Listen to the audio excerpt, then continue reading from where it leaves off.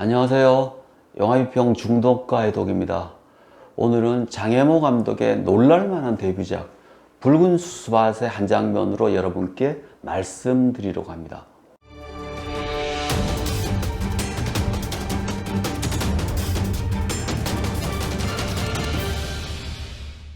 아마 많은 분들이 그 당시 놀라셨겠지만은 저 역시 장혜모의 데뷔작 붉은 수수밭을 보고 너무나 큰 충격을 받았습니다.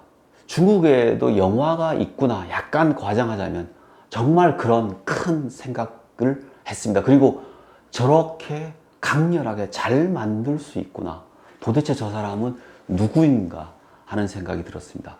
시간을 거슬러 보면 아마 장혜모와 첸카이거 등 5세대 감독이 등장했을 때의 그 충격을 많은 분들이 기억하실 것입니다. 장혜모는 5세대의 대표적 감독인데, 재밌는 것은 장혜모는 연출 지망생이 아니라 촬영 감독 출신입니다. 그래서 저는 지금도 장혜모 영화를 보면은 촬영을 유난히 눈여겨서 봅니다. 그리고 그의 영화는 역동성이 있으면서 색채적으로 아주 뛰어나고 또 카메라 구도가 좋습니다.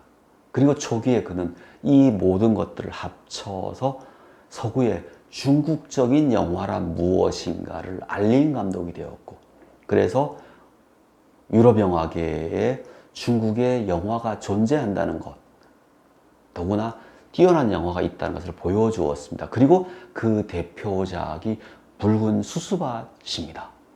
붉은 수수밭을 비롯한 초기 영화들을 보면은 장이모는 중국이 공산주의화되기 이전의 봉건 사회의 여러 모순들을 보여줍니다. 그리고 그 모순 속에서 어떻게 차별받는가, 그리고 그 차별에 어떻게 맞서 싸우는가 하는 것들을 보여줍니다. 붉은 수수밭에서는 봉건 사회의 남녀 차별 문제, 계급 문제, 일본 제국주의의 문제라는 복잡한 문제가 여러 겹 쌓여서 등장을 합니다. 그리고 놀랍게도 여기서 주인공은 여성 주인공입니다. 그리고 그 여성을 도와주는 다른 남성이 등장하죠. 그래서 두 사람이 그런 봉건주의, 남녀차별, 제국주의와 맞서 싸워 나갑니다. 그러다 보니까 이 맞서 싸워 나가는 그 강렬함을 강렬한 카메라와 붉은 색채의 뜨거움으로 보여주기 때문에 이 영화가 매우 인상적일 수밖에 없습니다. 오늘 제가 여러분께 말씀드리고 싶은 장면은, 이 영화 역시 너무나 강렬한 장면이 많아서 여러 개를 꼽을 수밖에 없지만 제가 말씀드린 장면은 바로 이 장면입니다. 강제로 팔려서 시집온 주아 공리가 맡았죠. 그리고 거기에 가마꾼이었던 유찬아오, 강문, 나중에는 감독이 된 강문이 배우 시절이었죠. 두 사람이 처음 섹스를 하는 그 장면입니다. 시집온 주알이 다시 실행을 가기 위해서 나귀를 타고 갈 때 그 붉은 수수밭을 지나갑니다. 그럴 때 바람이 불고, 그리고 가마꾼이 유혹하는 노래를 부릅니다. 그 노래의 화답이라고 하듯이 주알은 그 안으로 들어갔을 때 가마꾼이, 강문이 주알을 딱 어깨에 딱 메고 가서 그 처음 섹스를 하기 직전의 장면이 바로 이 장면입니다. 이 장면을 잘 보십시오. 뜨거운 태양을 보여줍니다. 그리고 초록의 수수밭, 태양과 대비되는 초록의 수수밭이 있습니다. 거기에 강문은 둥근 원을 만듭니다. 이 원이라는 것은 여러 의미가 있겠죠. 태양의 의미도 있을 것이고, 자신의 어떤 얼굴 같은 그런 어떤 의미도 있을 것이고, 여성의 어떤 성적인 의미도 있을 것이고, 여러 의미가 있습니다. 그리고 거기에 빨간 옷을 입은 주아를 눕힙니다. 그리고 카메라가 역으로 가면은 이제 우통을 벗고 거기에 태양을 가득 머금은 강문의 육체를 보여줍니다. 그리고 이때 카메라가 아주 원시적 타악기가 있는 강렬한 음악이 퍼지면서 펄럭이는 수수밭을 보여줍니다. 자, 여기서 저는 이 두 사람의 정사 장면은 정말 제가 많이 봐왔던 섹스 장면하고는 너무너무 다른 겁니다. 희열을 느끼는 장면도 하나도 없고 실제 동작하는 장면도 하나도 없고 이렇게 딱 보여주고 음악과 태양의 에너지를 보여주는데 그런데 너무너무 강렬한 겁니다. 그리고 저는 여기서 이걸 느꼈죠.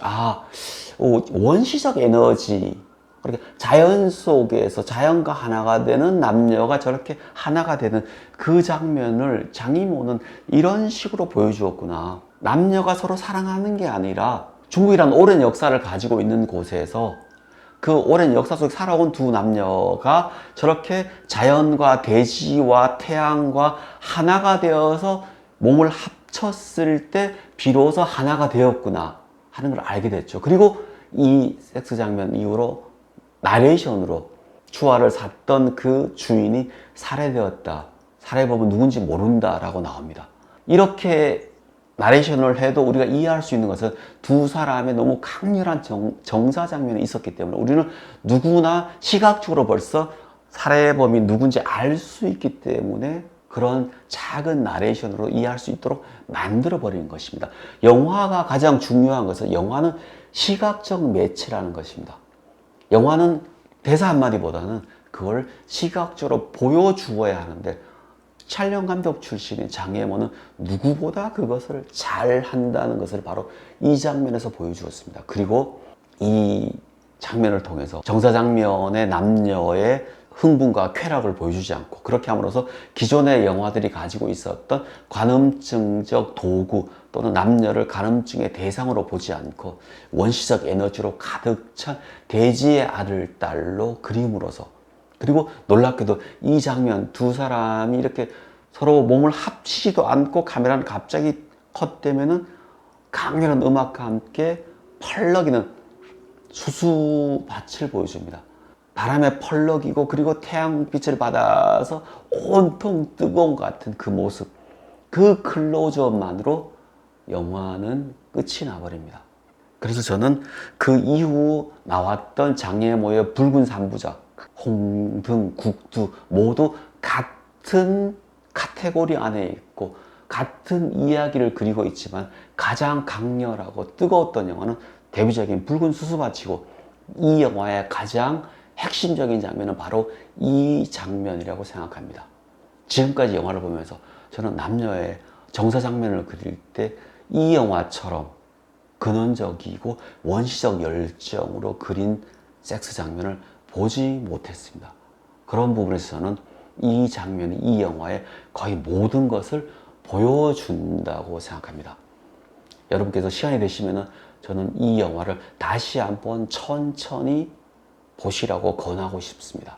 볼 때마다 이 영화의 강렬함에, 이 영화의 스토리에 비해서 이 영화의 시각적인 요소가 얼마나 강렬한지 다시 한번 느끼실 수 있을 것입니다. 그래서 결국 여러분은 영화는 시각적 매체라는 것을 스펙타클, 온갖 화려한 스펙타클이 아니라 단순히 시각적 매체라는 것을 느끼실 수 있습니다. 감사합니다.